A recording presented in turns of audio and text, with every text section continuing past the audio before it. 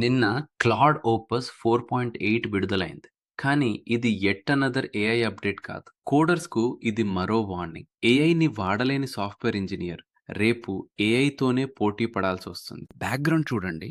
ఫిబ్రవరిలో Google Gemini 3.1 pro, ఏప్రిల్‌లో OpenAI GPT 5.5, మే 28నే Anthropic opus 4.8.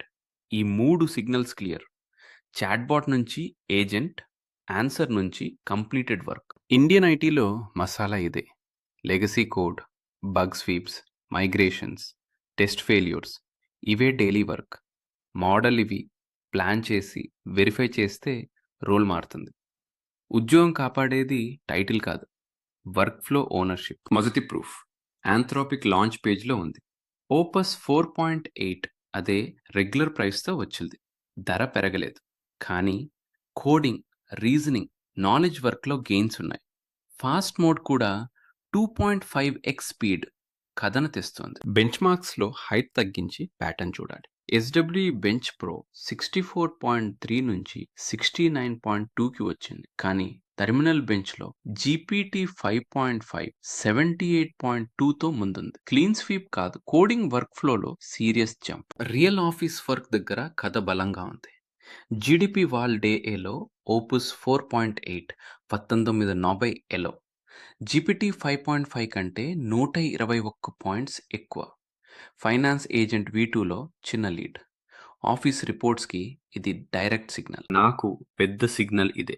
Anthropic ప్రకారం ఓపస్ 4.8 తన కోడ్లో ఫ్లాస్ మిస్ చేసే ఛాన్సు ఓపస్ 4.7 కంటే 4 రెట్లు తక్కువ.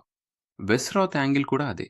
స్మార్ట్ కంటే ఆనెస్ట్, ఇంజనీరింగ్లో విలువైనది. డైనమిక్ వర్క్ఫ్లోస్లో క్లాడ్ కోడ్ పని ప్లాన్ చేసి వందల సబ్ ఏజెంట్స్ని ప్యారలల్గా నడిపి చివర్లో అవుట్పుట్ని వెరిఫై చేస్తుంది. ఇది ప్రాంప్ట్ మ్యాజిక్ కాదు, ఆర్కెస్ట్రేషన్.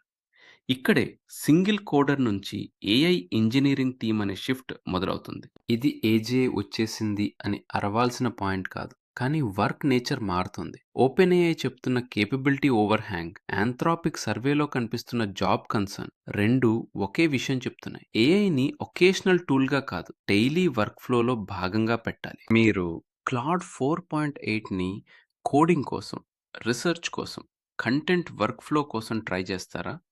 లేదా ఇది హైప్ మాత్రమే అనిపిస్తుందా? కమెంట్‌లో చెప్పండి.